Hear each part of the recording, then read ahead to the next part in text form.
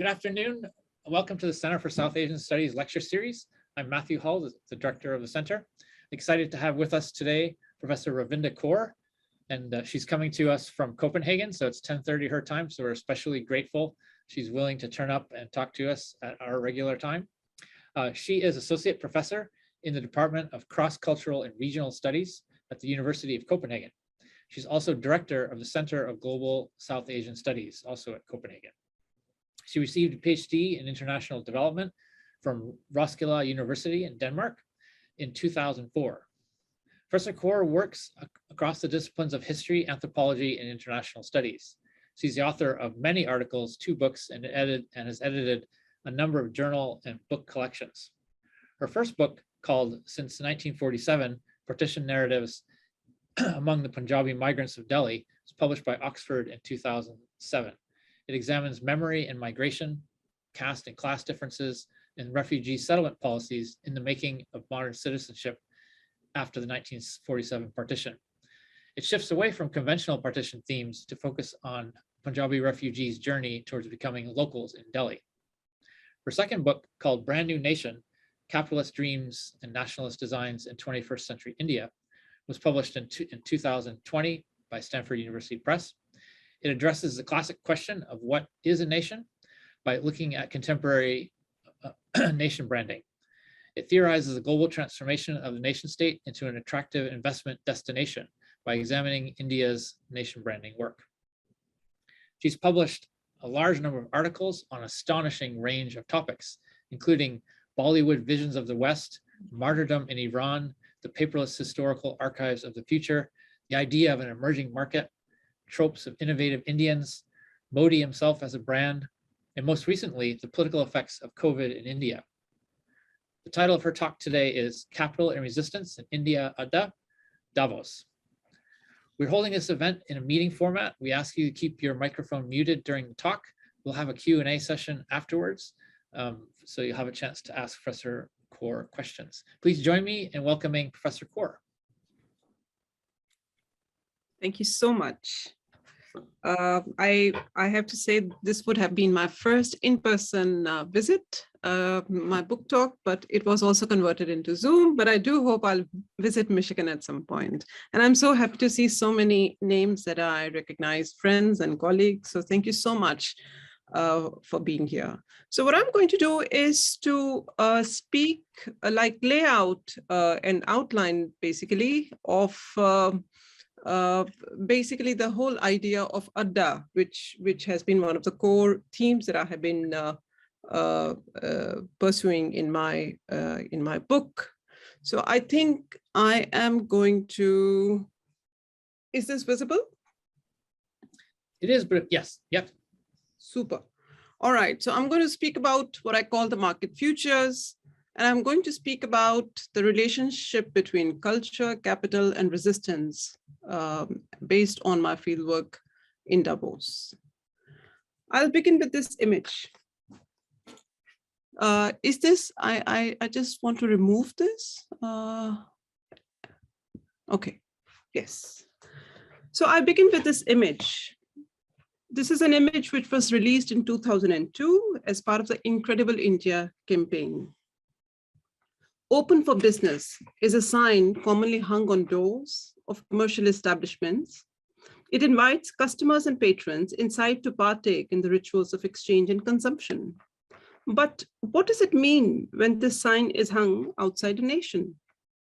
What does it mean for a nation to open up for business in the global economy, or to become an emerging market, an investment destination for global capital? These are some of the key questions which I address in my work to make sense of the transformation of the nation form into commodity form, or what I call the brand new nation. That is, a refuge for global capital made available through the 1990s economic liberalization and the state-led investment programs in India. The infusion of capital made India shine in the theater of world economy, a luster kept alive by profits the investors hoped to generate. It entailed, too, a transformation of the nation into a fully capitalized income-generating asset or in the language of policy experts, structural adjustments and lowering of trade barriers, all aided and abetted by global financial institutions. This move altered the old compact between the nation and the state too. Once structurally adjusted, the nation became a site of production, its territory a reserve of untapped natural resources, its population a demographic dividend that both produced and consumed, and its culture a unique brand identity. The great state power rearranged the nation as a market-ready investment destination. The glue now that bound the nation and the state together was the optimistic vision of economic growth and prosperity, and even the erasure of the colonial shame and restoration of a mythical golden Hindu past. To be sure, these questions are not specific to India. They have a wider resonance, especially across the old third world, which has been opening up for business over the last 3 decades or so. I want to show you a few images. Basically take you along me on a walk along the promenade, which is the main street in Davos. Okay,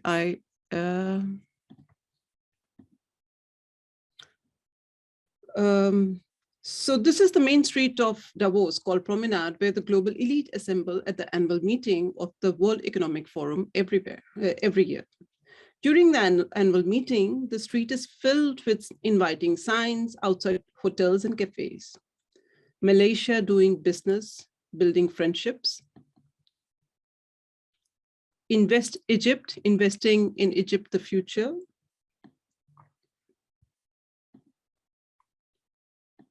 Here is South Africa, inspiring new ways. And here, India, ingenious ideas for change. Along this route, even the buses carry these signs too. For example, Mexico sees the day, Brazil, a country of innovation, sustainability, creativity, opportunity. And here's India, from satellites and submarines, whatever you want, make in India. So to an outsider, the nature of exchange performed in this global marketplace may not be readily apparent. After all, these commercial outposts of the brand new nations do not exhibit any specific material either manufactured or designed or even extracted from these territorial enclosures. These usual assemblage of artifacts, objects, arts, installations, curios, and commodities that visitors to the world exhibitions or shopping malls expect to see their gaze on are absent.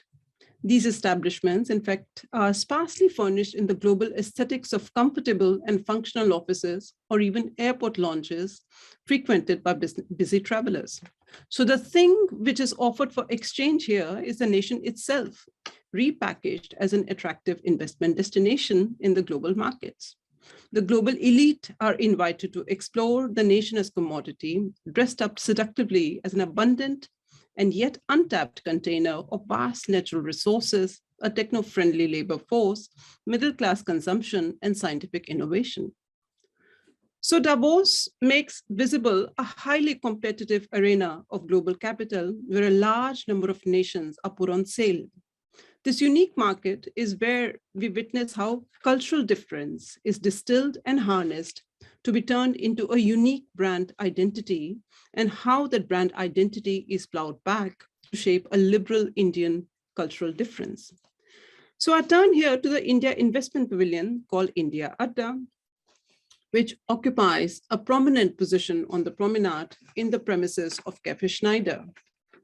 Before I take you to the Indian Adda, let me turn to the idea of Adda itself. Adda, as is well known, is commonly used across several Indian languages, and it denotes a place of gathering, dwelling, assembly, or platform.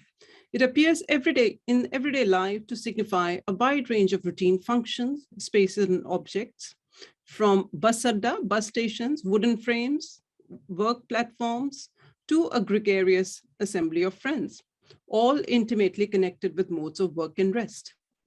Adda also signifies a more specific form of sociability, which was honed in 20th century Bengal. This form of Adda, simply put, is the practice of friends getting together for long, informal, open-ended conversations.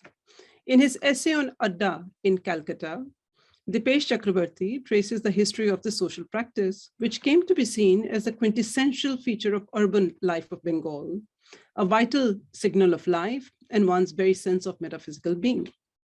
The routine performance of Adda as a literary and political enterprise became a much desired marker of rich cultural value among the emerging middle class in the early 20th century.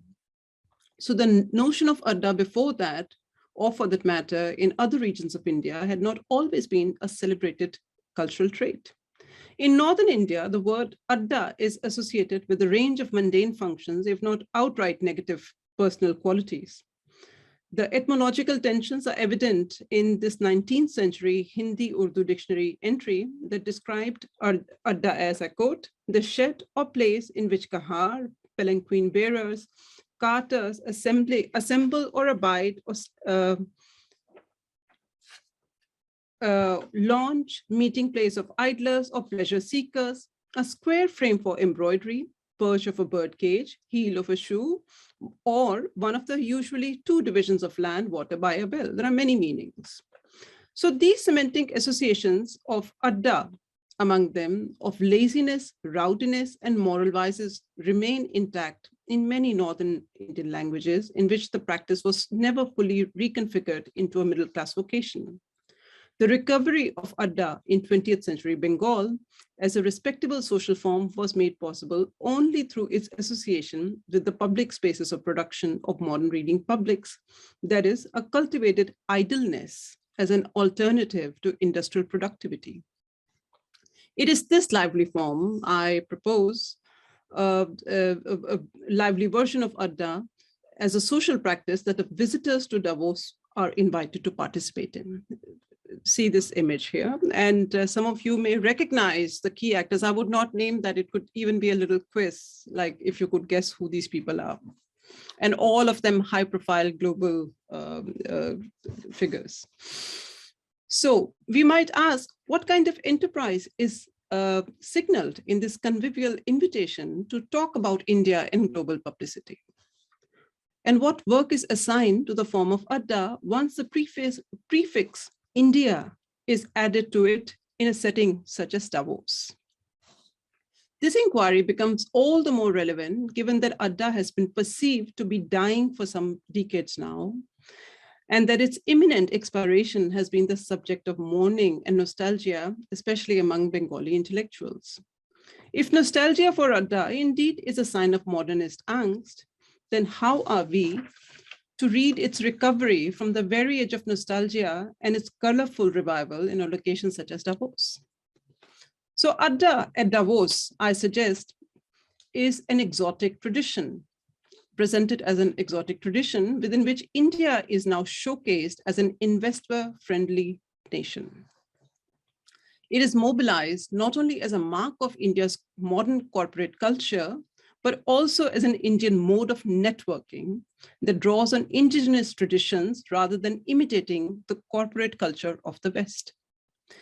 It is here we witness how the older meanings of Adda are transformed from a negative practice, a waste of one's precious time in endless conversations, and a marker of rich cultural values, good literary taste, and the art of conversation among the 20th century emerging middle class, and now to a sign of India's market-oriented culture, all framed in the 21st century logic of capital. That Adda is pitched as a valuable form of sociability, a core cultural essence harnessed to India's market needs, is readily apparent to the foreign guest in Indian Adda. Let me, okay, this is one of the foreign guests I wanted to show you, someone who is a lot in news these days. I hope you recognize who this is.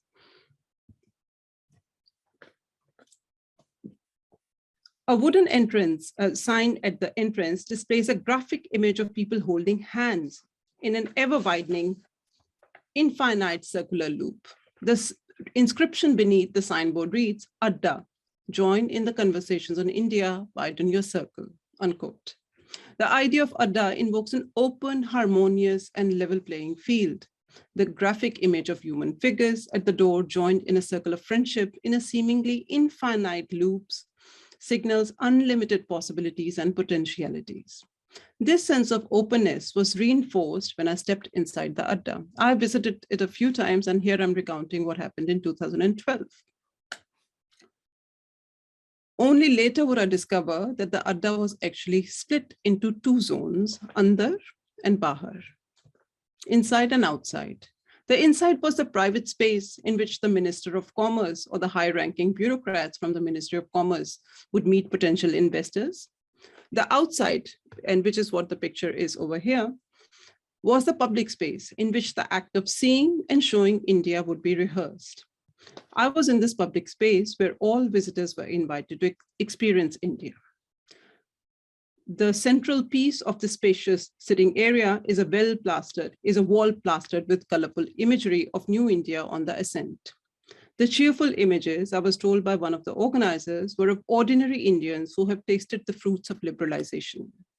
To the left was an image of a young woman in what seemed like a university setting holding a smart tablet. It was called Akash and it was sold for $35. And I'm not sure anyone has heard about it again since then.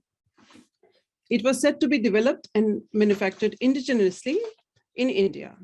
And to the right was the image of a cheerful farmer atop a tractor in a mustard field, his arms suggestively stretched heavenward as if in the embrace of progress. The inscription beside him indicated that he was the beneficiary of an indigenously developed drip irrigation kit for farmers for $160 only, that weaned him off his dependence on unreliable seasonal rains. In between these two images appeared a stylistically arranged bold sign announcing India Adda, followed by this inscription. I quote, "The Adda is the quintessential Indian hangout intricately woven into the country's social fabric. This is where bonds are built, games are played, and dreams are dreamt and shared." Unquote. So at first, the inscription seems to work as a translation of the idea of Adda for a global audience. But yet, take a look closer, and this is where we discover that the waste is being converted into value. The Adda is fully recovered here from its negative association and is instead pitched as a cool way to project, I quote, "a cool way to project that we Indians are people who do business in a friendly, peaceful, and non-threatening way," unquote, which was an obvious allusion to its rival and neighbor, China. Aparna Datta Sharma, the CEO of IBF, that is Indian Brand Equity Foundation, the main sponsor, told me in a somewhat business-like manner that, I quote, "Adda offers a unique Indian experience of networking, making friends, and creating new ideas," unquote. The practice of Adda was thus rearranged in a different species of global practice of corporate networking, albeit with an Indian difference, all considered fundamental and indispensable to Indian business transactions. This unique Indian experience of networking is what the practice of Adda was now mobilized towards. Consider this promotional invitation. I quote, "The Indian Adda at the World Economic Forum takes this concept of idea of exchange and conversations to a different level. The Indian Adda is more than a physical space. It is a concept of sharing and communications, an ambience that encourages the free and frank exchange of views. It is meant for sharing, for networking, or for just soaking in the atmosphere and enjoying Indian hospitality. Hope to see you there," unquote. So, as would be evident, central to this shift is the art of conversation, which is now assigned a dramatically different function to perform. Instead of being a sign of idleness or a waste of precious time, it has been transformed into a productive mode of labor as innovative ideation or even corporate-style brainstorming. In this global translation, the Adda was carefully framed as more than a utilitarian tool for corporate networking. It was an authentic sign of Indianness, of its unique commercial culture.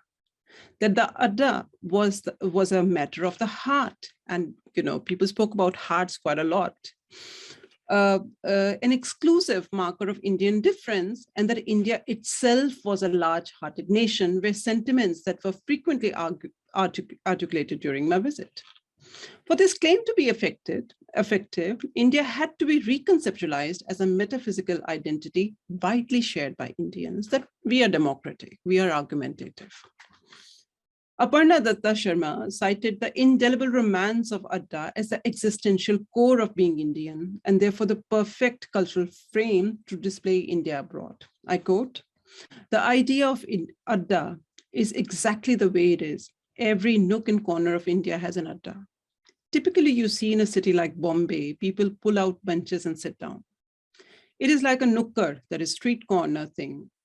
Every nukkar will be dotted with benches and chairs.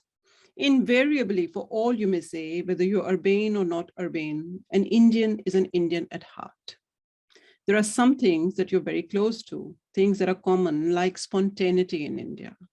India is innately about Adda, chairs, and conversations. Adda provides an ambience and makes people comfortable," unquote. So in this reconceptualization, Adda was taken very broadly to indicate any gathering in public space, from a street corner or park to an open space in an urban neighborhood, that might potentially result in social interaction. Its main characteristic is said to be spontaneity, a natural impulse that brings people together without premeditation or design, which is an indication of the deep-seated inner desire to connect with others. This notion of Adda seems to invoke the idea of an ancient art of conversation in which even the unlettered are accomplished masters, and this is different from how the Bengali Adda is conceptualized. The visions of chairs and benches being drawn to fill up street corners or an unceasing public conversation conjure a sense of civic orderliness and passionate civility as naturally occurring features of India. Adda was thus positioned as a quintessential feature of India that is not only inextricably enmeshed in the social structure, but also deeply inculcated with the very sense of being Indian. This frequent weaving of affective language, of hearts, friendships, relationships, and hospitality in the quest for foreign investments sometimes seemed innocuous, inconsequential, or even misplaced.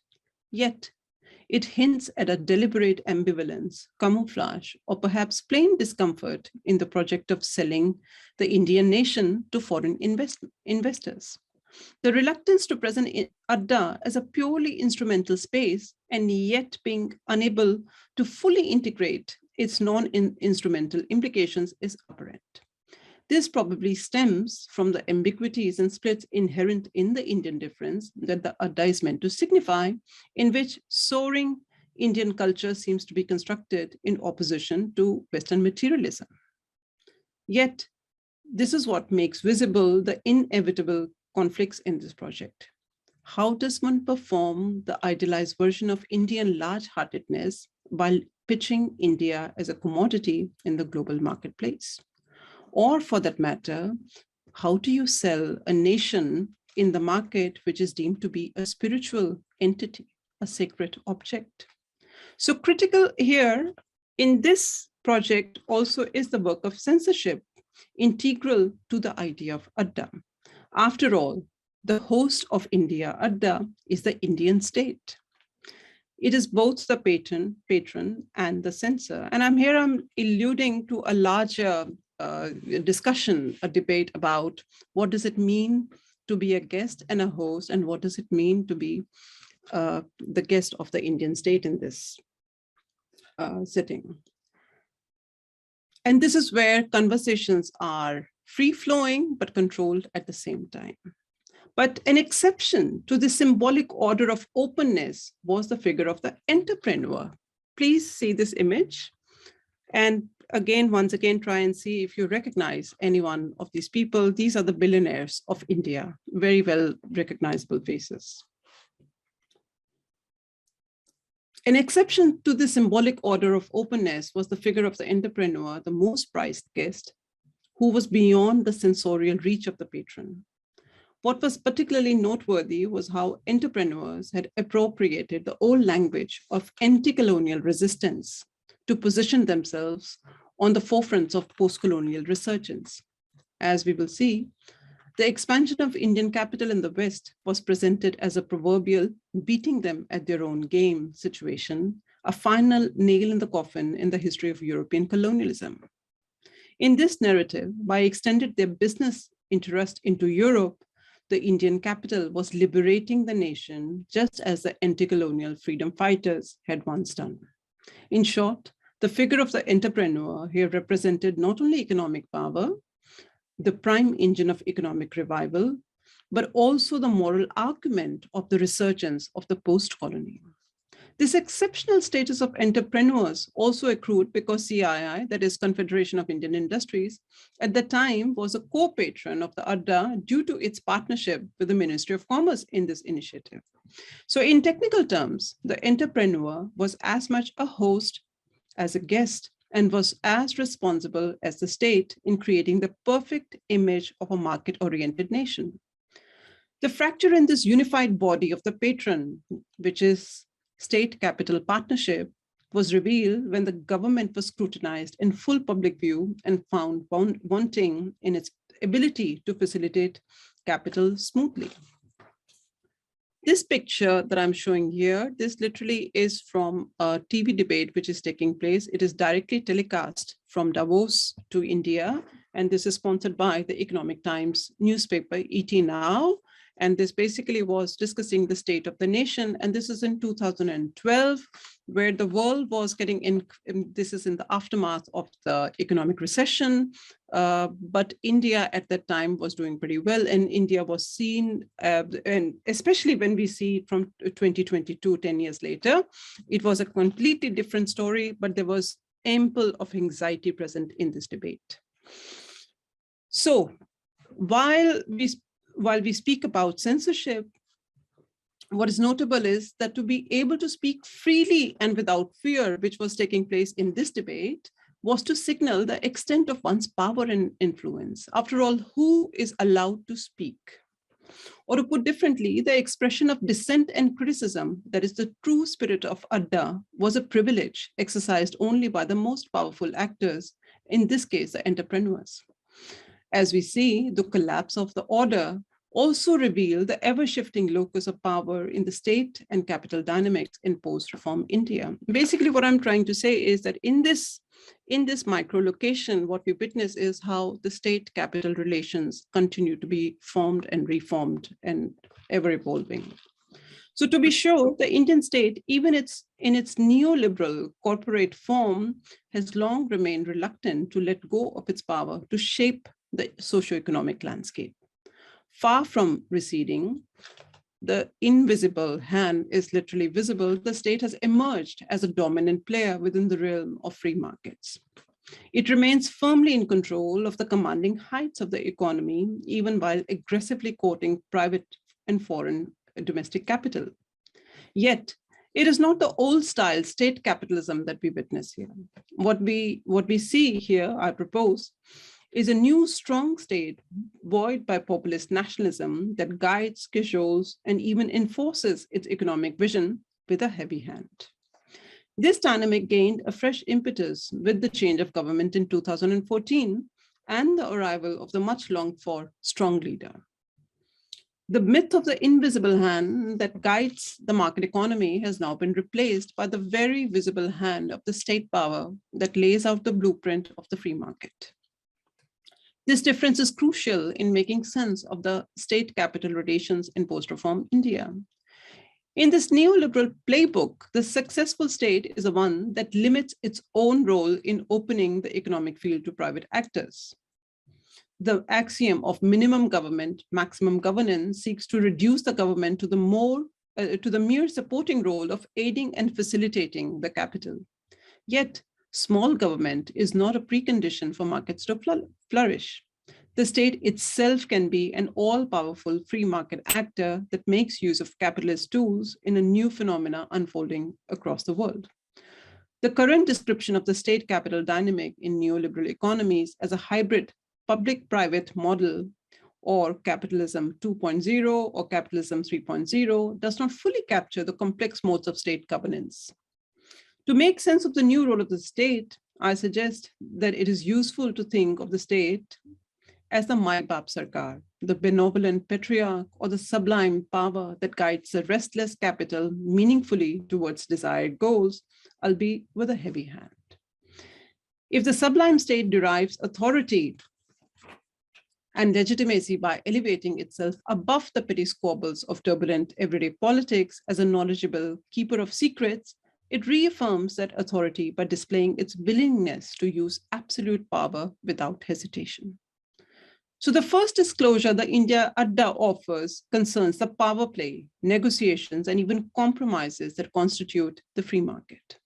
It reveals the ways in which state power and capital cohabit and even shape the contours of the fully opened up Indian market enclave. So we witness here how the state, at once sublime and profane, open and closed, increasingly seeks to appropriate the capitalist tools and corporate look as it assumes the role of patron, even as capital positions itself to be in active pursuit of the larger national interest. The first sign of these possible tensions was already visible in 2012 during the Davos debate, when the call to dismantle the democratic government was articulated by some business leaders. It is this debate that I'm referring to. What was unclear then was that the 2012 debate, characterized by freewheeling, open critical speech, would be the last of its kind to be telecast from the India Adda premises. The reasons were never made clear, but the India Adda was no longer host to such unedited televised debates the year after. This was the only one, and I witnessed that. Instead, in 2013, the India Brand Equity Foundation introduced Cafe Conversations, which featured video interviews with important guests about the brand perceptions of India. When I returned to the India Adda in January 2015, another dramatic change had taken place. India Adda had been renamed as the Make in India launch. In his first address to the nation from the ramparts of the historic Red Fort in August 2014, Narendra Modi launched a new campaign called Make in India that aimed to make India the manufacturing hub or the factory of the world. The initiative was designed to facilitate investment, I quote, foster innovation, enhance skill development, protect intellectual property, and build best-in-class manufacturing infrastructure. There has never been a better time to make in India, unquote. By the way, this alludes to the India Shining campaign. Those familiar with the 2004 India Shining campaign would have immediately noticed how Make in India subtly invoked the lyrical language of India Shining. Whereas India Shining let the Indians know somewhat too soon that you have never had a better time to shine together, the Make in India initiative asserted to the world that, I quote, there has never been a better time to make in India, unquote. That euphoric moment of 2004, charged with peddling empty dreams, had eventually unraveled the BJP government. I'm speaking about 2004. Ravinder, pardon my interruption, but do you still want us to see the wealth creators slide, or have you moved on? Oh, I think this is it. This is the last. Sorry. Just wanted to make sure. Okay, sorry. Yes. That same project was now being restarted, this time with more fuel to turn India into a factory of the world. The India Adda in Davos was a strategic instrument to this end, and it was now fully enfolded within the state-led Make in India initiative, complete with a new name, Make in India launch and imagery. The new name was meant not only to mark the arrival of the Modi government, but also to help erase the legacy of the previous governments. Yet the actual operation remained unaltered. The performance of Indian hospitality for potential investors continued as before. The new name, however, never gained currency among regular Davos visitors. For most, it remained and still remains the India Adda. So this theater of commerce, what I have described for you, discloses the anxiety that underpins the making of a brand new nation. At the heart of this anxiety is the question of national interest and its most effective form, an agency of promotion and management. It also reveals the collective fears of squandering the promise, of drifting away from a future deemed to rightfully belong to India. For now, the corporate state had seized control of the national enclosure and its natural and cultural resources and its march to the future. Its spectacular exhibition uninterrupted in Davos, Brand India is at home in the world. I will end this talk with my own image from my very first visit at India, Adda, in the embrace of a happy farmer. Thank you so much. Thank you very much, Ravinder, for a wonderful talk. So we'll have lots of questions. So you can do one of two things to ask a question. You can put your hand up as Frina has done, or no, that's clapping, sorry. So you can either use the reaction, you can put your hand up that way, or you can send me directly a text, something in the chat, and I will read it for Professor Kaur. So questions, please.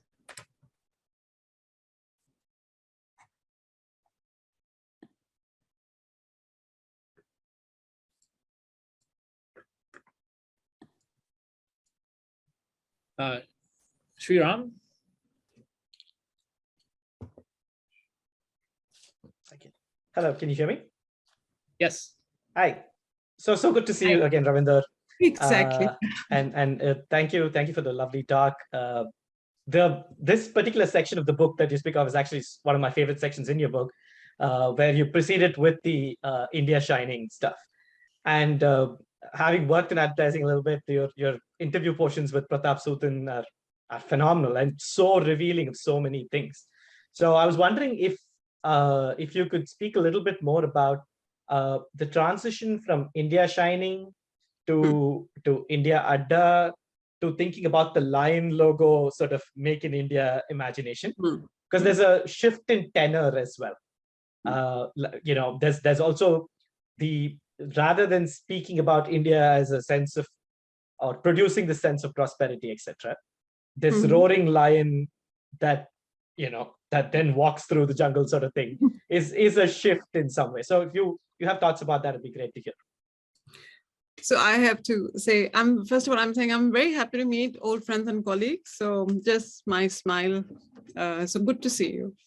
So I think you are so right about what you're talking about. I think, first of all, I want to emphasize that much of what we witness, the macro huge changes which are taking place, actually you see them not within India, but you can see them from outside, because that is where India is being somehow packaged, and that is where so many of its contradictions are being revealed as well.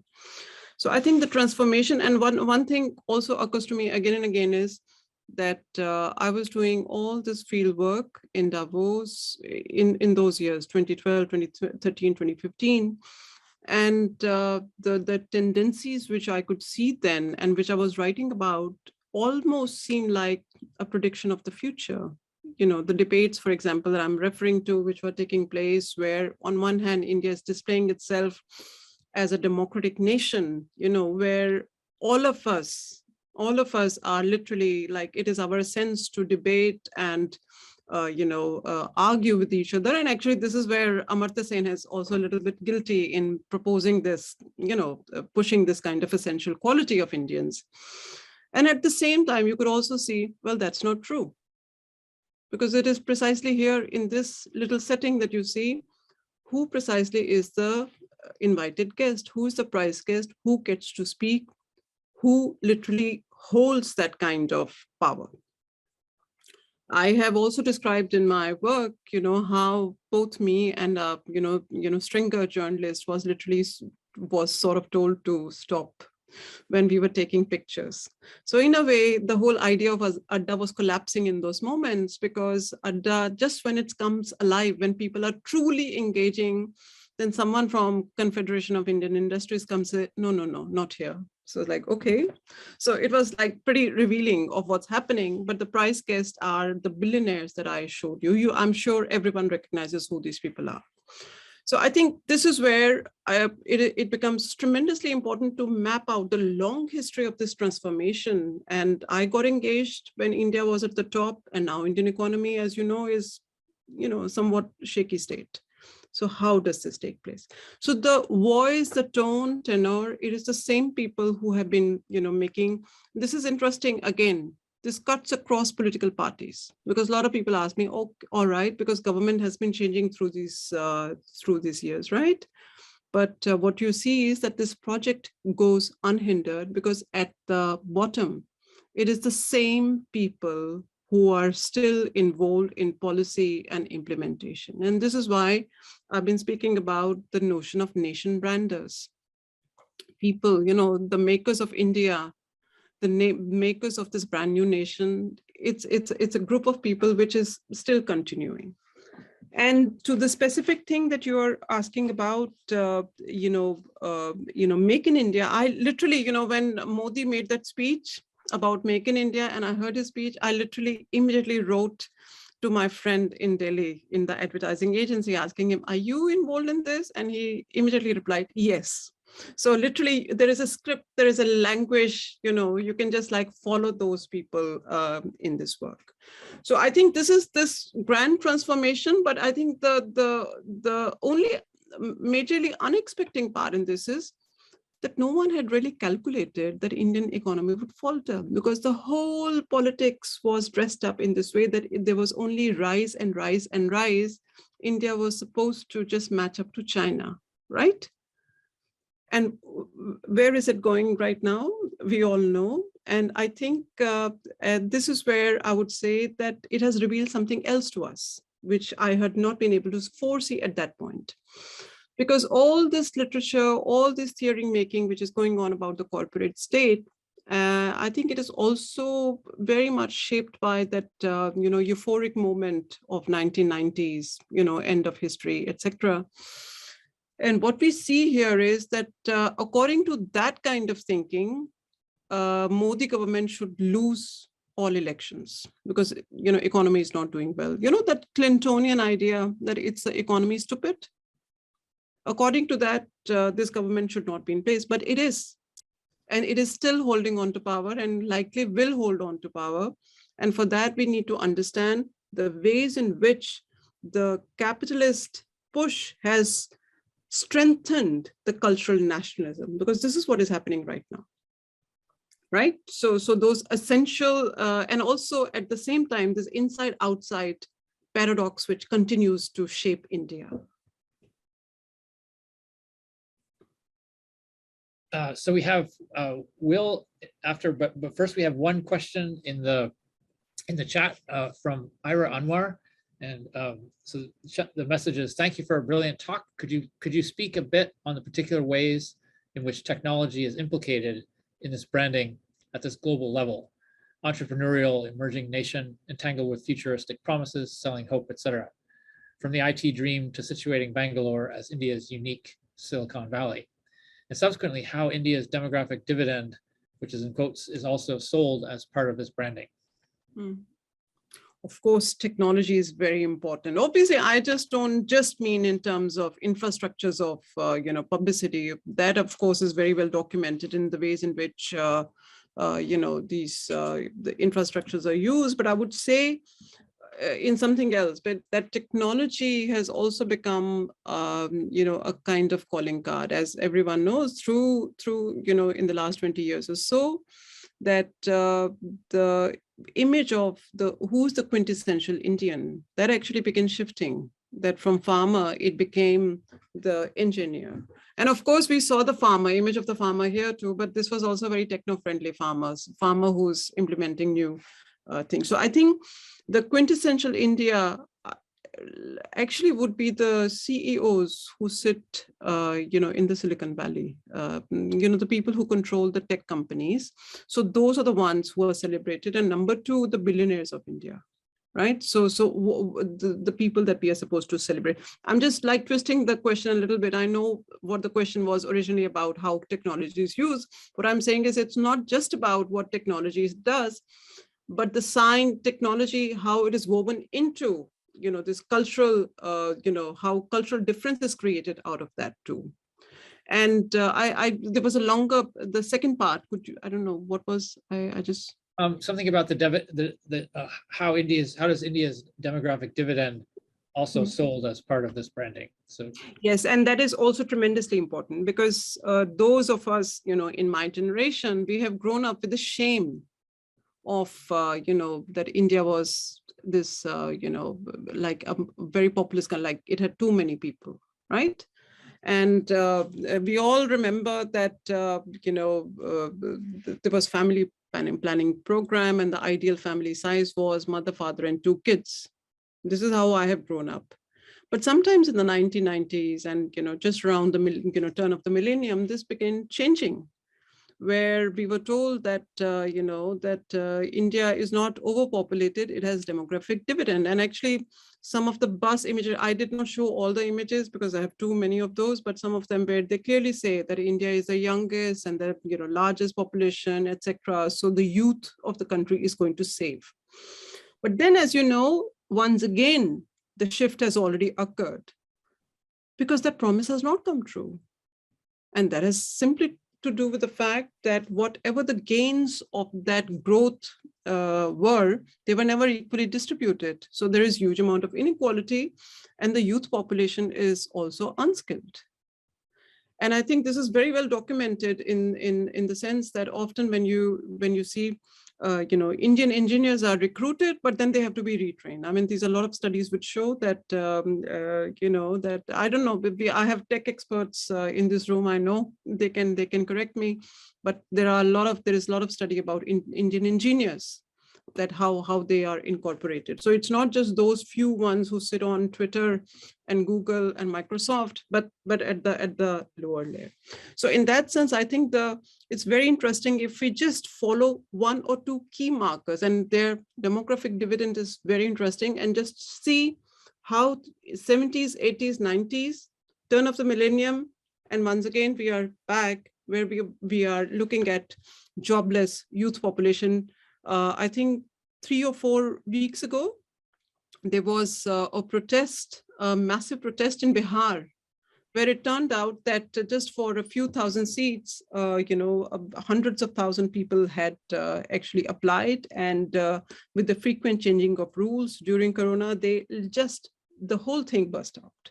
So that shows the kind of, Tinder, with the tinderbox kind of thing that you're sitting on. Will?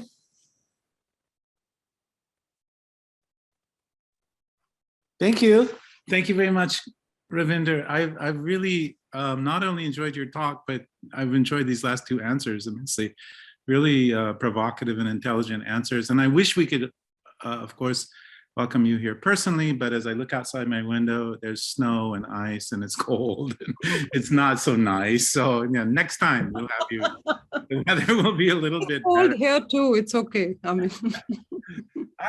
mean, your talk was one of those talks that made me think a lot of things, like think about ideas and be creative as I was listening, which I really appreciate. A lot of times you just feel like you're being fed something, but you were giving us some beautiful ideas. And so two thoughts came to mind. One has to do with Davos itself, and the other is to do with Adda.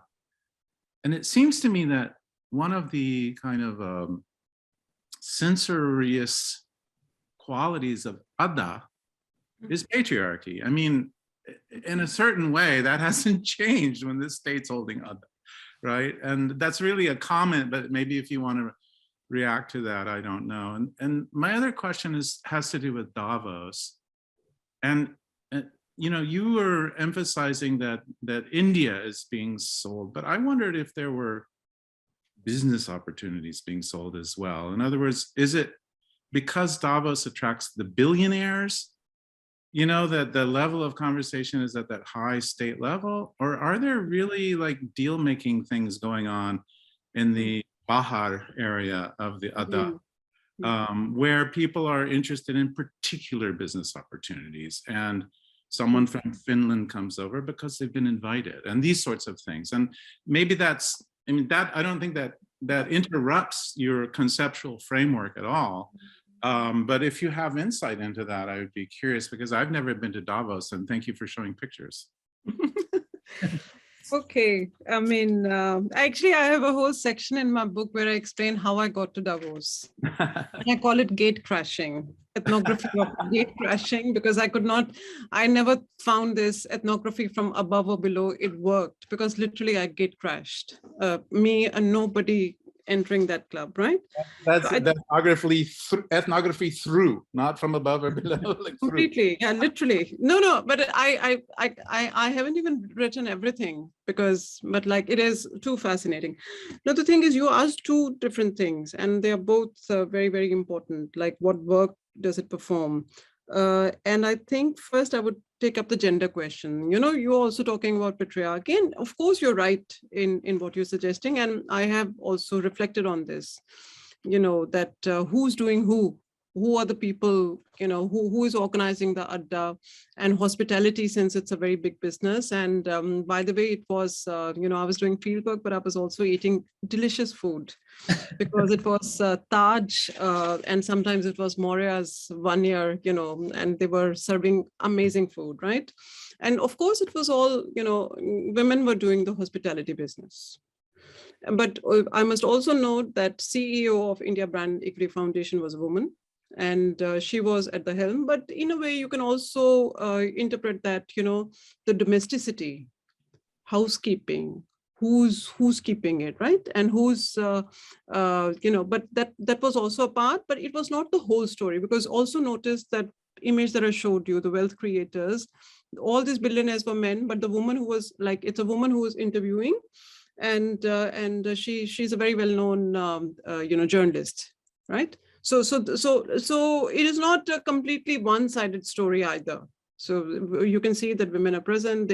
She's a CEO, but yes, it can also be interpreted as a certain kind of domestic housekeeping, keeping the order. The Andar Bahar thing, as I said, Minister of Commerce would occupy the internal, the premises. And that is where the most important guests would come. I do not want to put screen share on, but some of the previous guests that I showed you, not the wealth creators, but another set, literally is an image of, the vice president of, what is that big American chain? Walmart. Because Walmart at that point was trying to enter India. And Walmart had made a tie-up with the Mittal group, and the person who's sitting, that's why I was asking quiz, do you recognize who's who in this? Because they are recognizable people. And it was Sunil Mittal sitting. And this is very, very interesting story, which will answer your question, namely that they were there because they had gained access to the minister. Because what that Adda or the Davos setting, what this does is, it brings plenty of people, politicians, leaders, billionaires, media, great personalities, and actually even, presidents of huge universities like Harvard or this, like you even meet them there, right? So it's literally like the global elite who gather, and which basically means you have access. You can make decisions very fast. Something which you cut the so-called red tape, right? What was interesting about the situation was that I took that picture while they were waiting just outside the minister's office. At that time, the reports in Indian newspapers were about a huge protest which was going on because the government wanted to open up the retail market, right, to foreign investors, or even in this tie-up, in this joint ventureship which Mittal was offering. And there were massive protests. And just when the government is trying to hold back all those things, here at Adda, they were making another press release saying that, okay, we are doing this business. So I think this allowed you to see the kind of conflict, controversies, but at the same time, the kind of negotiations which are taking place. Right? I don't know, does that answer your question that because you were asking about, but this is not an investment pavilion where people are saying, please come and do mining here or there. No, this is literally the access to the state. And this is why I was talking about the state capital relations. Yeah. Who has the upper hand? Whose negotiation? And all this talk about that during neoliberalism, we have this invisible hand. What I'm suggesting is, nope, visible hand. Yeah. This is what is back, but not exactly in that state capitalism that people associate with, but in a very different form. It is that complexity I have been trying to describe.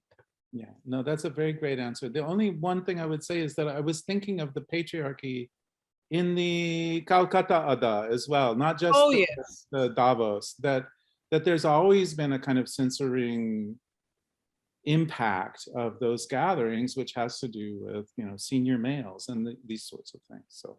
And that women were not allowed, not so much a part of Adda. And I think Dipesh Chakrabarty also writes about that, right? But here not much has changed, right? But in this better, yeah. But in this Adda, there were plenty of women present. But I was thinking in terms of like which kind of roles they end up taking. And again, I would say that I found a mixed picture of it.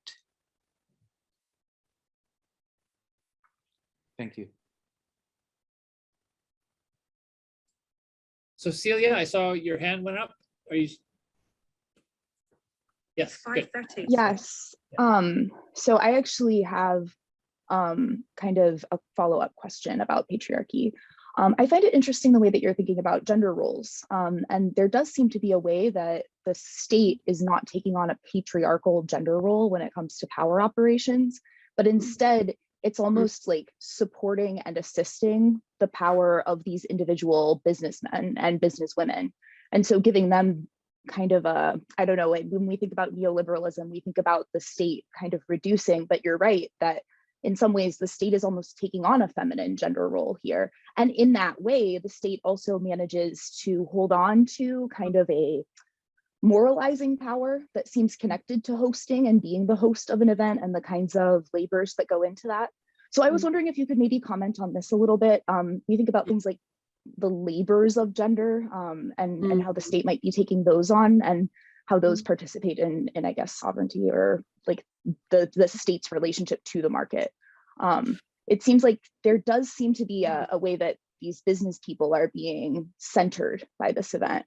And the state is taking an auxiliary, seems to be taking an auxiliary position, but it's still acting powerfully at the same time. So I wondered if you could comment on that.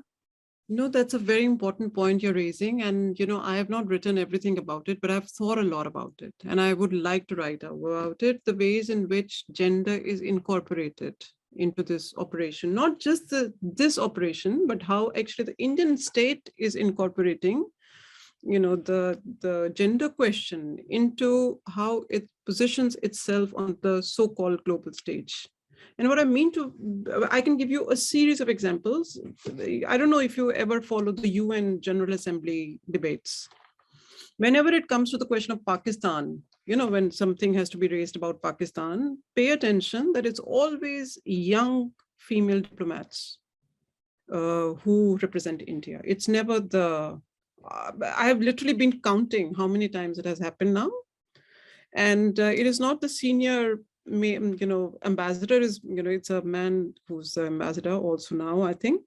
But it's also always young females, because you see that allows India to position itself as, in contrast to Pakistan in terms of, gender, that we have liberal, like our women are well educated and, we don't do burqa. And by the way, there is a whole debate about hijab, which is going on in India right now as we speak. So do not underestimate the ways in which this continues to be, put to work. I can also give you an example, which I witnessed at the border of India-Pakistan, Atari border. I don't know if you've been there on, Lahore, Amritsar.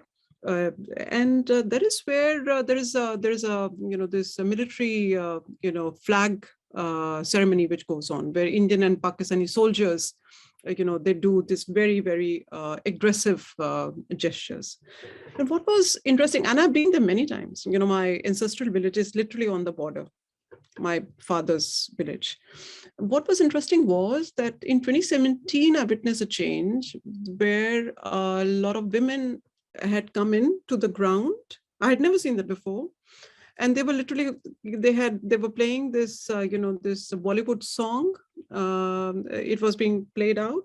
And then they were going around with a flag On the other side of the border, which you can also see, these are like football stadiums. So it was all men. But here, a contrast had been created, and the front was these women who are singing patriotic songs. So what I'm saying is, like, if somebody has to sit down and write, and it might very well be me, you, I don't know, but like the thing is, it's very interesting in which, so I would say we need to be thoughtful about the patriarchy question in a more, critical and complex ways. It's not a straightforward thing. How is gender being incorporated, and to what end? At whose service is this liberal notion of Indian womanhood being created? Does it make sense? Because I'm thinking along what you were asking. Yes, that absolutely makes sense. I guess I'm also thinking about the kinds of assumptions that go into models of statehood, and the ways that the state is often modeled around ideas of gender, and especially of masculine gender roles like fatherhood, the pater, that goes into the patriarch. And so it seems like the state is not acting as the pater in India Adda. It seems like it's acting as the ma, but she has a lot of power too, in hosting. And so I'm curious, right? It seems like the state is still acting quite powerfully, but maybe there are some ways that assumptions about gender and about the kinds of work that are made visible and invisible by being associated with different gender roles, that might be at play here a little bit, maybe. And I guess I'm curious about it. And I was also kind of feeding off of the previous question. Yeah, and I think it's especially this whole hospitality business, because India's Adda is, this is also with with Will's question, that this was not purely an enterprise where you're selling some specific investment proposal, because it is where hospitality meets business, because India is trying to mark its cultural difference, mind you, that we are different, that we are not like Western countries, which simply want to do business. We are loving, affectionate, we create friendships, because everything that I read out to you, they barely mentioned investments. They all were speaking that we want to create networking, we want to make friends, please come and visit. And there is this very easy language, hope to see you soon. It's like, okay, so who's writing? I know the people who were writing, So the thing is that this is not, so this is where this ambivalence tells us a lot about multiple, intersections, the ways in which India is positioning itself, as a culturally, different, but a potential investment, and where you, in a way, it is like we don't want to mention money because we are not materialistic, because India is a spiritual, large-hearted country. But the truth is we want investments. So what do we do? So this is where these tensions underpin that whole operation all the time. Thank you. Farina? Hey, thank you so much. And I'll just reiterate what Matt and Will said, which is that I'm sad that we actually don't get the chance to host you out here, but one day soon, I hope. Thanks so much for this talk. I was wondering if I could ask you to think with us or share your analysis of kind of more contemporary times. I mean, you said in a moment ago that, here is a government that has not produced the economic miracle, right? So the India Shining, Brand India, Make in India, none of this has come to pass in actual hard statistical terms, right? And indeed, the latest statistics, of course, COVID is in the mix, but India's growth numbers are not great, right? And so I wanted to ask you to just help us understand better this link between, this sort of economic, cultural, this economic project, right? And as you were saying, like India is being in this way manufactured outside, but it's being eaten up, right? In terms of the cultural nationalism that it also is, hand in glove with, right? So I was wondering if you could just say a bit more about what you see happening. I mean, the moments you're talking about, 2012 through 15, it was really India on the ascendant, right? Global capital coming in droves, Bombay Stock Exchange, right? Yes. If I'm not mistaken. And so how are these two things now interacting in terms of the continuing work that right, these kinds of campaigns are doing within India in terms of being a buttressing cultural nationalism? I'm sorry, it's not a very articulate way of trying to get across. I'm just trying to think about in the last few years, and as the economic trajectory is actually on this, downhill slope, how does this government still, how do the folks behind these campaigns, right, and this kind of selling of India internationally, how do they still get people to consume that lock, stock, and barrel, right, within India, leading you to suggest like that, we've got elections that started right yesterday or today in UP, right? And yet the economic situation and the dire circumstances you just mentioned in Bihar are not going to translate in terms of, right, the incumbents perhaps taking a drubbing. You are so right. And I'll make a confession, which is that I am continuously thinking about these issues. And what I mean to say is that I started this project many years ago. And it literally attracted my attention because I live abroad. I could not have done this project if I was living only in India, because I have this position of going in and out. So I was witnessing India both from inside, because I am from Delhi and I go there very, very frequently to see my family and live there as well. But then moment I come outside, I see a different kind of discourse which was being shaped out of India. So this is this kind of intersection that I've been working in. And what I've been very amazed is that, well, you could just see that I call all these images that I have picked up, literally, it was like a photo album of new India, which is being manufactured, right? We're literally, it's not photo album, it's a selfie of new India. Like it's self-representation, right? So grand selfie of the nation is being manufactured. And we love our image when we see it, right? From that point, I started working. And if I had published my book, say in 2012, it would have been a different kind of book. And for some reasons I got delayed and I did more field work. And then, in 2014, I nearly had everything. And then Modi government came, and that August, they changed. When I heard that speech, I'm just making this confession, I had a panic attack. It was like, okay, oh, all right, thank you so much. Because I keep a close eye on these things, and I could see that they had still not filled the tender for the India Adda the coming year. It's like, why is this happening? Are they going to scrap it? But then I immediately got the news that, they were going to rename it into Make in India. And I was following these things closely. And then with a sinking heart, I made this decision, all right, I want to go and check. And that was the correct decision. I went there. I did everything once again. Then it took me a little bit more time. Then I, continued working on it. What I'm trying to say is different moments, it could have been a different kind of theory making or analysis. And why? Because things have evolved, not exactly we were told they should evolve. And this is what I'm writing in the very last part of my book, Uncommon Futures. Right? I mean, like nobody, like all those, I think we also have to critique when people continue to say, oh, it's just neoliberalism. Actually, I get extremely tired also, especially on social media. Oh, there is a single explanation for everything. It's neoliberal. It's like, oh, come on. It's not. What I'm trying to say is that we miss out on, I just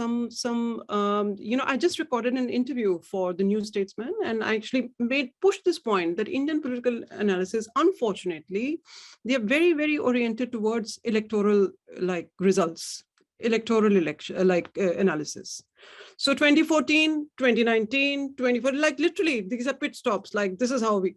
But the truth is that there is something very fundamental shifting on the ground, which has, even if the government changes, those kind of shifts are more profound. They cannot be undone in an election or two. right? And this is where the question that I'm saying is that if you see standard analysis in Indian newspapers, or also I'm afraid to say also some political scientists, then you would always find out that it's always about the bread and butter issues, that this is like the common man wants this. But what we have found out is that actually the common man and women, maybe they want something else. Mm-hmm. Where their people literally listen to people what they're saying. I've been hearing interviews and also conducting some interviews where people say, yeah, theek hai, we don't have enough, but it is seen as some sort of investment for the future, sacrifice in the sense, but we do have the temple. Mm-hmm. You know, now the temple project which is going on, which is supposed to be inaugurated in 2023. So we need to pay attention to this and not go after this cut and dry theoretical frameworks and then push that, because of course it's wrong, because none of this should be happening, what is happening. Mm-hmm. Mm-hmm. Does it make sense? I mean, it was long-winded. But... Yeah. No, I mean, I think it's interesting because I mean, one of the things I guess what I'm wondering a little bit is that this kind of nation making from outside, these representations, I like the way you put that in, they are selfies. I mean, it's an optimistic selfie, but the extent to which that also is providing a fillip, right, within India, even if there's no there, but this vision is embraced, right? The vision, yes. The economic vision of India as this powerhouse, as this site for global capital, certain kinds of modern, right? That vision is embraced and does so much cultural work, even if the economic realities don't map onto it. So yeah, no, beautiful. Thank you. Well, thanks. But I'm constantly pushing that we need to actually go back somehow to the themes which we left behind in 1980s. And I this is what I'm working on at the moment. I think we need to recover that. Without that, we will not. And I'm not saying it is a return to the 1980s. That's not what I mean. But I think we have forgotten, the work of ideology. No one is writing about ideology. But I think this is so fun because literally I've been struggling to find out how do you explain what is happening in India? Because we know the situation. Yeah. But we also know the electoral outcomes are not panning out according to what the political scientists tell us they should. Sure. So we have to find another way. We are discussing like our next paper literally here. Well, I'll look forward to it. Thanks so much, Ravinder. Again, really appreciate you doing this. So our next question is from Punu. Punu? Hello, Dr. Professor Kaur. Thank you very much for your talk. And very interesting, and I look forward to checking out your book when it comes out. So I had another question maybe about the contemporary moment. I wonder if I don't know if you've had enough time to really think through, but I was thinking about, with regards to brand management, the recent farmers' protests and the eventual capitulation after a long delay of the government to the farmers' demands. And so, in other words, what happens vis-a-vis brand management when a popular protest actually does break through? And this is, in many ways, unprecedented in the way that it was, however you want to characterize it, anti-neoliberal, anti-capitalist, or it was certainly anti-farm bill.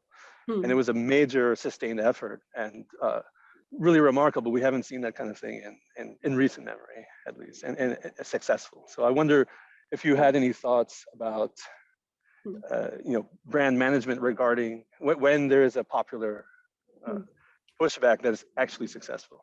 Thank you. I love your question where you speak about brand management, because I had not thought about it like that. So I've been writing about brand new nation, but didn't think about brand management. But the thing is, without using this word management, the new preface, because my book has been published a few months ago in India, in an Indian edition by Harper. And so I wrote a new preface, and I literally am writing about this. And I begin with the farmers' protest, and because I've written quite a bit on this. And the key moment in that, in terms of brand management, literally was, does anybody recall? It was just around these days when Rihanna, the pop star, made a tweet. Why aren't we talking about this? And before that, I had never heard of Rihanna, actually. I asked my daughter, she said she knows Rihanna. So it's a generational gap here, you know. But the thing is, that was the moment where all of a sudden Indian internal politics comes head to head, you know, in that so-called global stage, you know, and this whole infrastructure of publicity is, you know, I don't need to recount because it is such a recent event which took place, as everyone would recall, that it was just, you know, within few hours, Ministry of External Affairs literally had come out with a statement against a pop star. And that's what you could see, that how much image of the nation, something which is abstract, something which people often do not take seriously, that had rattled the entire government infrastructure. All ministers, union ministers, they were literally tweeting. They had roped in celebrity film stars, superstar cricketers, anybody who could be hauled into and make a statement. And just a few hours after Rihanna, then Greta Thunberg from Sweden, you know, gets into this as well. And then it was into Swedish papers. You know, I live in Copenhagen, just across the sea, and this was like all over mad the place. And the point over here is that it showed us something key, you know, which is what my book is also about, that how, you know, image has become image management, or, you know, that has become, or what I call image politics. You know, it has become so central to India. The spectacle, you know, how spectacle has been incorporated as a form of governance altogether. Those who follow Indian politics would immediately understand what I'm trying to say, that it's not like that other political leaders or political parties have not done that previously, that mass leader, mass politics, this is how it goes on.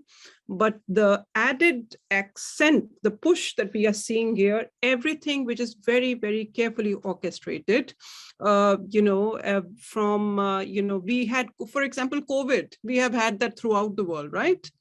But in India, it had a particular form of governance, which was based on spectacle, you know, orchestrated moments each. And, you know, the first, I think, day was, you know, Janata curfew, one day, where everybody throughout the nation was asked to come up, you know, and beat their, you know, what is thali? I mean, the plates, right?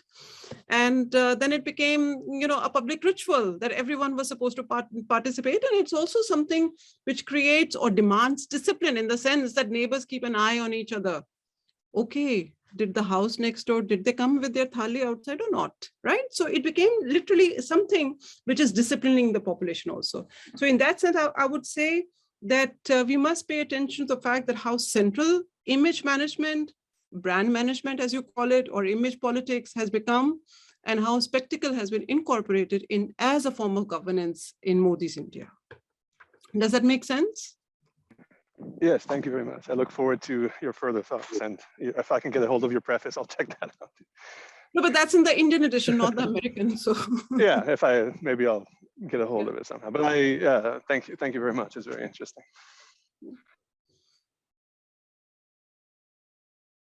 Other questions? Well, I have one of my own, so saved near the end.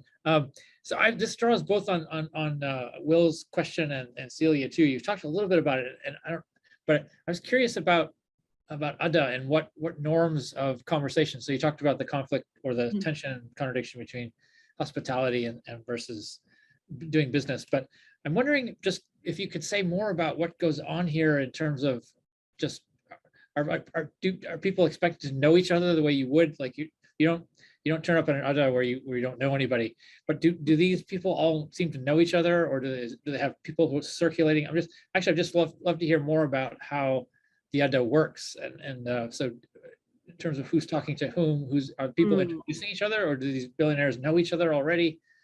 Are there lots of foreigners in there as well, mixing in, and also back to the question of are there norms that you just don't talk about business, like a dinner party, you don't talk department business over dinner or something like that, or some idea of what the norm for talking about one thing or another is. And if there's I don't know how if you're able to eavesdrop or talk to people and got a sense of that, but I just love to hear more about the Adda as a kind of mimicry of an actual Adda. What is it like?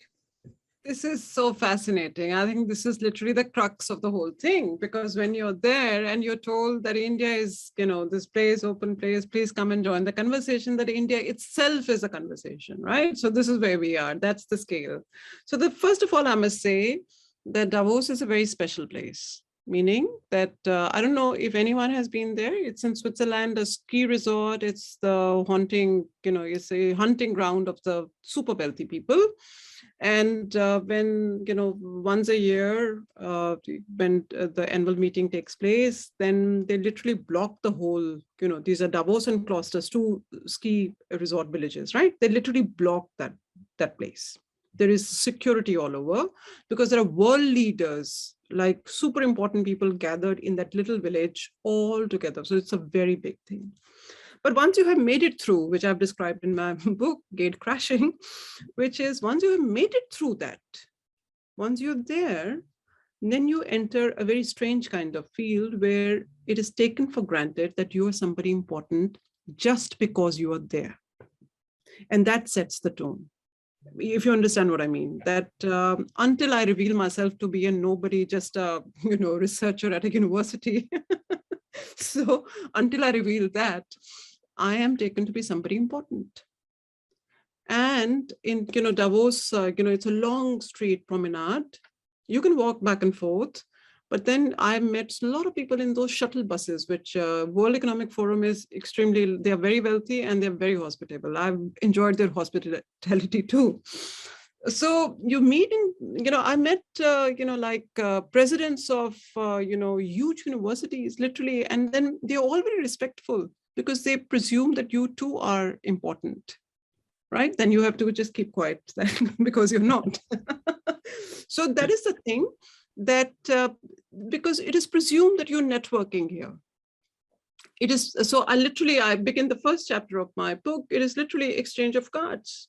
So what you are thinking of that, are people inhibited or is there certain kind of protocol? Protocol is pretty simple. Everyone is here to make networks. Everyone is here to gain something, but at the same time pretending that they don't want to do that. So it's a game everyone is playing. So you also have to have your card and you have to give it and, and then they figure out, oh God, you're from a university. And then they, some of them pity you. And some of them get interested. Wow, you're writing a book. Okay. So I always said that I'm writing on this and I would like to talk to you. And then it just so this is, and the other thing I would like to mention is, the certain kind of effort to have scripted conversations to the extent possible. As I told you that when we started taking pictures, they got irritated and they actually threw out a stringer, which I'm recounting also. But the thing is that by scripted conversations, what I mean is that they found out, because I had been there several times, so I could see the changes they were making each year. And that was that they hired actually professional journalists then. Not just hospitality, they started hiring professional journalists and people who do social media work. And they would do conversations like video conversations where, you and I are sitting and there's a journalist sitting.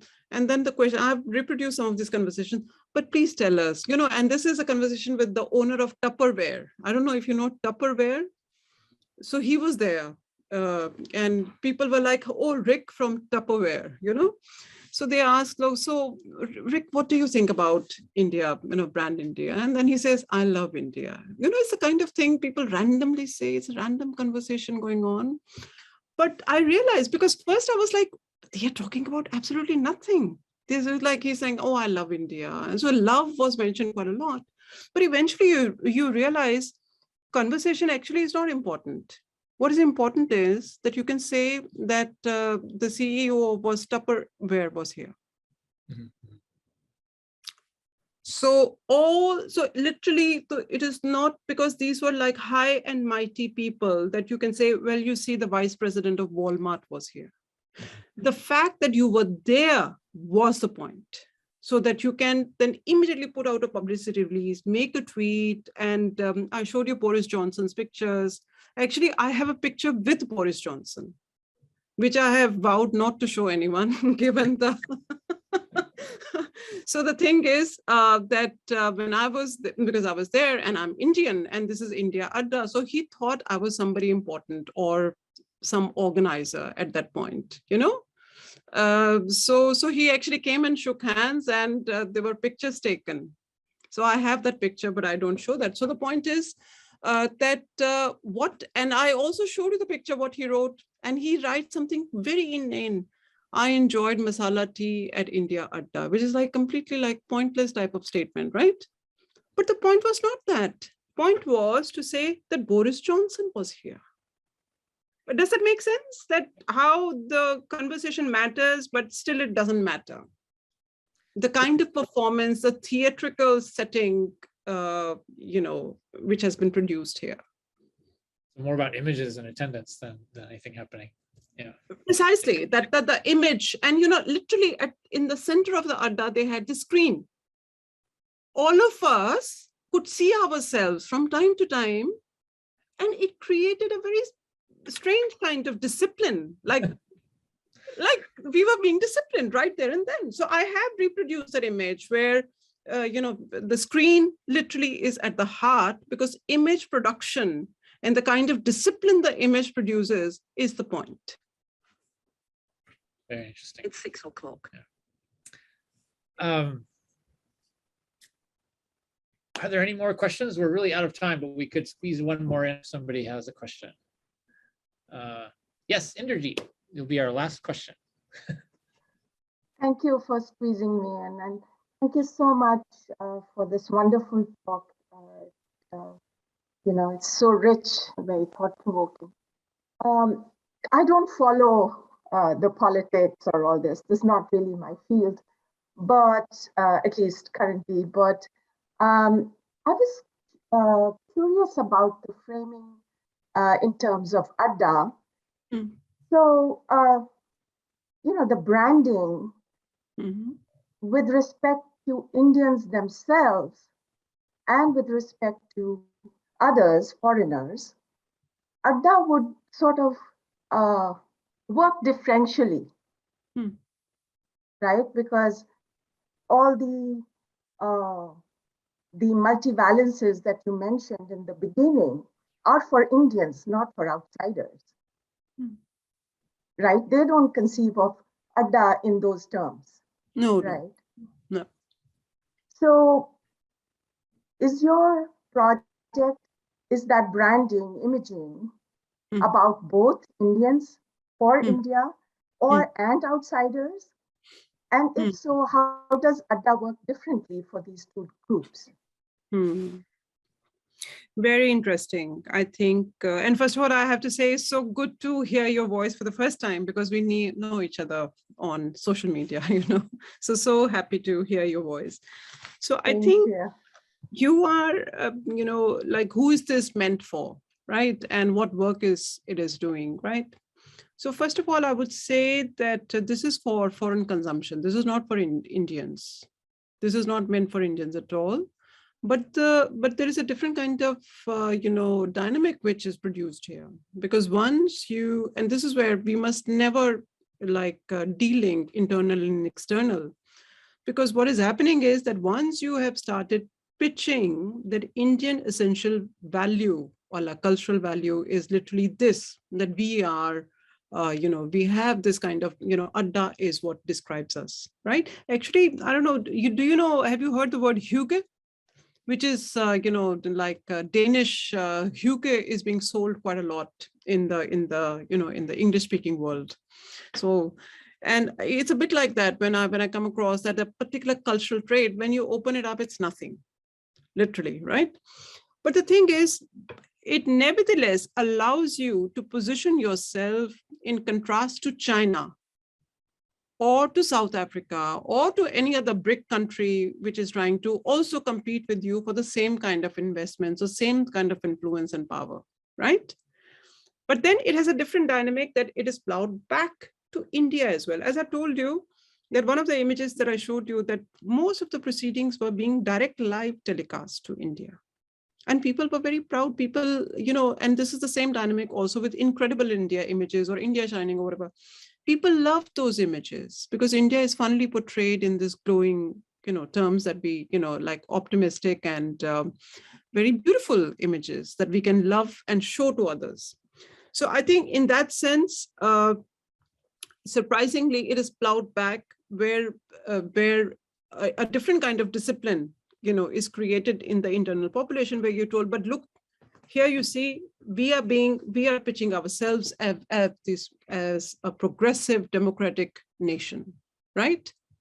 So just to recap, just to say that Adda has a certain kind of resonance in India, but here it is being revived, recovered for a different, I immediately actually wrote to Dipesh Chakrabarti the moment I found out, because I had read his article Adda. So I told him that, you are writing about this, that it is disintegrating, it is in decline, there is mourning. But here I'm saying Indian state is literally putting it to work. So I basically entered a discussion with him, and that was very fascinating. And this is where we realize that even though it may not have much value within India, it is valuable in the global economy, or at least it is hoped that it will give us some kind of cultural value, like cultural difference. And this is the essence of the Indian brand, what we call brand India. Does that make sense? I mean, could they, for foreigners, use any other word that would work just as well? Yes and no. Yes and no. Because the whole idea is, you see, this is where I'm afraid we must also wade into the ongoing discussion about decolonization and indigeneity, or what is ours and what is theirs, and how do we mark a difference, right?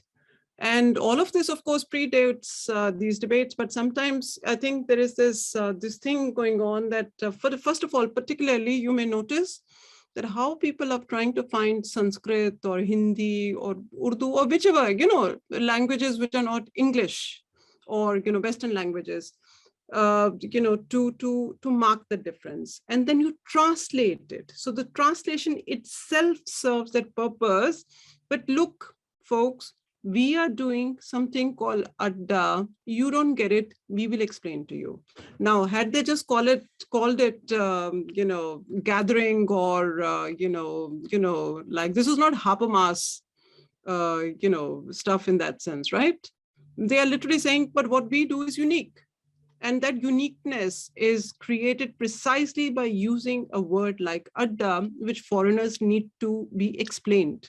And that explanation is done by those who know that language, and they are Indians. Do you see this? That we all gather, we are literally doing Adda right now, right?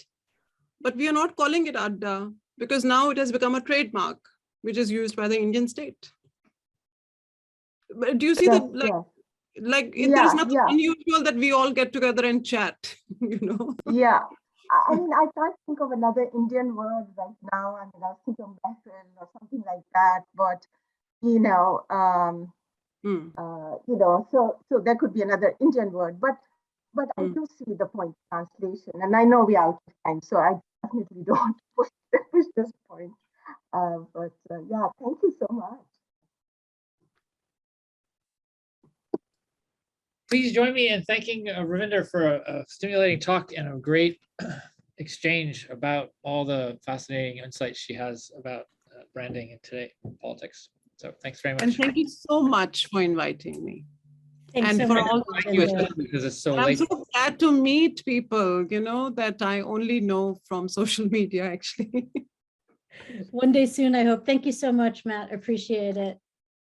Bye, everyone. Bye-bye. Bye, guys. Bye.